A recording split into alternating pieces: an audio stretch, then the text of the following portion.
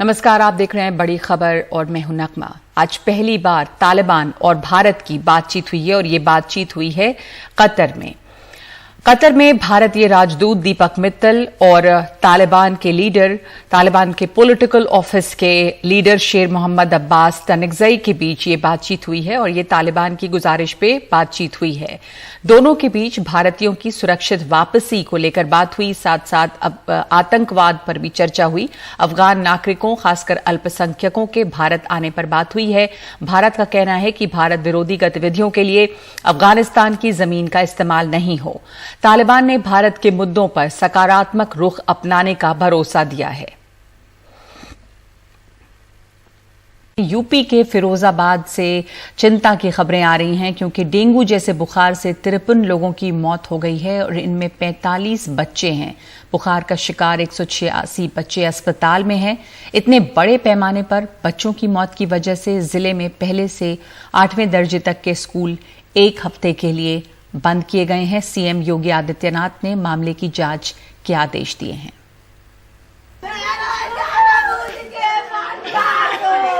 6 साल का लकी खुशकिस्मत नहीं निकला। बुखार आया और 3 दिन के अंदर गुजर गया। जिसने जन्म दिया उस मां का अब रो रो के बुरा हाल है। लोगों की राय पे सरकारी मेडिकल कॉलेज में भर्ती कराया गया लेकिन बचा नहीं। 3 दिन हो गए करीब बुखार डेंगू, जांच भी करवाए, फिर सबने कहा कि सरकारी अस्पताल ले चलो। वहाँ कुछ लोगों ने, डॉक्टरों और नर्सेस वगैरह लापरवाही भी करे बहुत, फिर इसलिए रेफर कर दिए आगरा के लिए। आगरा ले जा रहे थे 10 मिनट पहले। सुनील फिरोजाबाद मेडिकल कॉलेज में बीमार बेटे अभिजीत के बिस्तर से हटना नहीं चाहते। उनकी बेटी अंजलि 3 रोज पहले यहीं डेंगू से गुजर गई। अब इतनी दहशत में है कि किसी अनहोनी की आशंका से बेटे के बिस्तर से हटते नहीं हैं। आज से 6 दिन पहले दोनों बच्चों को बुखार आया था।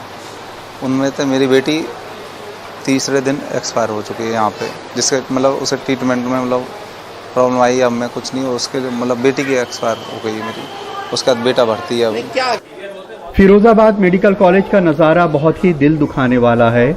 बुखार से तड़पते बच्चे वार्ड में भरे हुए हैं। इतने बच्चे एक साथ शायद ही कभी बीमार होकर यहाँ पहुँचे हों। 45 बच्चों की मौत से बीमार बच्चों के माँ बाप में दहशत है। ज़्यादातर बच्चे जो हैं वायरल फीवर से पीड़ित हैं। इनमें कुछ केसेज में डेंगू फीवर भी निकल रहा है। इसके अलावा जो मौसमी बीमारियां हैं, मौसम के आधार पर उल्टी टट्टी, कई बार बुखार के साथ झटके आना, लेकिन वो दिमागी बुखार नहीं है। 6 महीने से 5 साल के बीच में बुखार के प्रति कई बच्चों का दिमाग थोड़ा कमज़ोर होता है, तो उनको झटके आ जाते हैं और वो चिंता की बात नहीं है। इसी वार्ड में 15 साल की कोमल भी भर्ती है। कोमल बुखार आने पे शनिवार को यहाँ भर्ती हुई थी। घर वाले उम्मीद में थे कि अब ठीक हो जाएगी, लेकिन अब डॉक्टर ने जवाब दे दिया है, उसे अलीगढ़ ले जाने को कह रहे हैं। बच्चों में बुखार का पहला मामला 18 अगस्त को सामने आया था। बीजेपी के विधायक मनीष असीजा हर मरने वाले बच्चे के घर जा रहे हैं और मौतों के आंकड़े भी रख रहे हैं। जब माननीय मुख्यमंत्री जी ने यहाँ से निकले हैं, उससे ही समय रेनू नाम की एक बेटी है चारबाग में, उसकी डेथ हुई। तो 39 और 6 जो 6 उस समय तक तो जिला प्रशासन अपनी और व्यवस्थाओं में था, तो ये हो गई 45 और हमारे हिसाब से उस वक्त हो रही थी 49-50, आज हो गई 52-53। इतने बच्चों की मौत की खबर सुन सीएम योगी आदित्यनाथ कल खुद अचानक फिरोजाबाद पहुंच गए। अस्पताल बच्चों को देखने भी गए और जो बच्चे गुजर गए हैं उनमें से कुछ के घर अफसोस जाहिर करने भी गए। मेडिकल कॉलेज में पर्याप्त मात्रा में मैन पावर उपलब्ध कराने के निर्देश दिए गए हैं।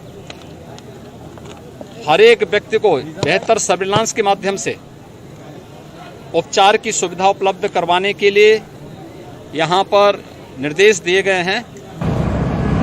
बच्चों को बुखार तो आता ही रहता है, लेकिन इतने बड़े पैमाने पे बच्चों की मौत दहशतनाक भी है और चिंता का सबब भी। उम्मीद है कि एक्सपर्ट्स इसके बारे में कोई राय कायम करेंगे और शायद बच्चों की जिंदगी बचाने में कामयाब होंगे। फिरोजाबाद में जितेंद्र और कैमरामैन राजेश गुप्ता के साथ लखनऊ से कमाल खान, एनडीटीवी इंडिया। और 2021-22 की पहली तिमाही में देश की विकास दर 20.2% रही है। आंकड़ों के लिहाज से पहली तिमाही का रिकॉर्ड है, लेकिन पिछले साल अप्रैल जून के बीच विकास दर बुरी तरह गिरी थी, 24% नीचे गई थी। इस लिहाज से वास्तविक विकास दर बहुत ऊंची नहीं है। बेशक ये अर्थव्यवस्था के पटरी पर लौटने का संकेत है। इस विकास दर के साथ भारत की अर्थव्यवस्था अब 30 लाख करोड़ के पार हो गई है।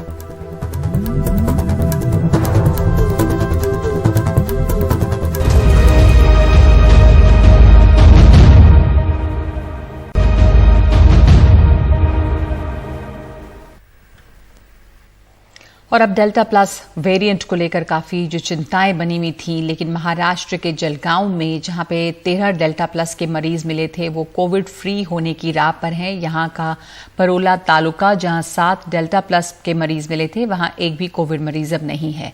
डेल्टा प्लस का हॉटस्पॉट तालुका कोविड मुक्त हो गया है। डेल्टा प्लस वेरिएंट को लेकर तमाम आशंकाएं महाराष्ट्र के जलगांव जिले की तस्वीर के बाद थोड़ी और उलझती दिखती है।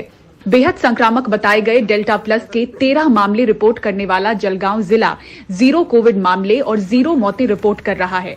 जिले का पारोला तालुका जहां सबसे ज्यादा 7 डेल्टा प्लस मामले रिपोर्ट हुए वो कोविड मुक्त हो चुका है, यानी यहां एक भी एक्टिव कोविड मरीज नहीं।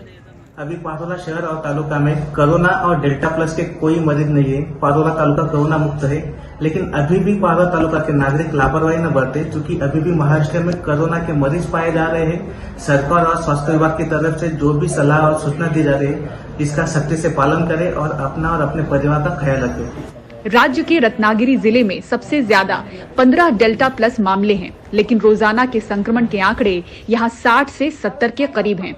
टास्क फोर्स का कहना है कि delta plus variant delta variant जैसा ही है, जो पहले ही काफी क्षति पहुंचा चुका है। डेल्टा और डेल्टा प्लस में शायद विशेष कोई अंतर नहीं है। दोनों के जो सिम्टम्स है, दोनों की जो म्यूटेशन रेट है या दोनों की जो इन्फेक्टिविटी रेट है वो करीब करीब 1 के बराबर है। दोनों में कोई ज्यादा अंतर ना होने के कारण मेरे ख्याल से masking, testing, tracing, isolation, social distancing, hygiene, ये सब अगर हम लोग एपिडेमियोलॉजिकल प्रिंसिपल्स को ध्यान में रखें तो हम ये जो डेल्टा प्लस वेरिएंट है वो पूरी तरह से कंट्रोल कर पाएंगे। सबसे ज्यादा डेल्टा प्लस मामलों वाले महाराष्ट्र के जिले कोविड फ्री की राह पर दिख रहे हैं, तो इसी बीच अहमदनगर और पुणे जैसे जिलों में जहां डेल्टा प्लस के मामले 4 से 6 के करीब हैं, लेकिन सबसे ज्यादा 700 से 800 के करीब संक्रमण के मामले रोजाना रिपोर्ट कर रहे हैं।